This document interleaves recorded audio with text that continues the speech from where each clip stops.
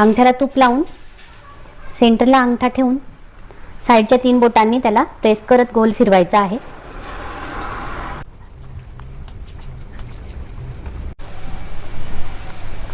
अशा प्रकारे आपण सगळे दिवे घडवून घेणार आहोत.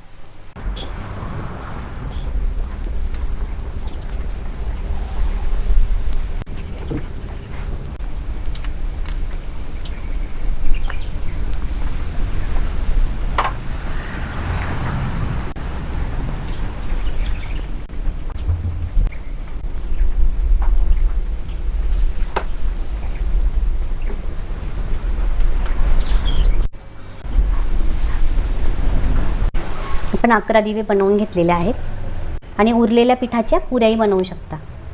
तयार झाले आहेत आपले कणकेचे गोड दिवे. आता आपण यांना वाफवून घेणार आहोत.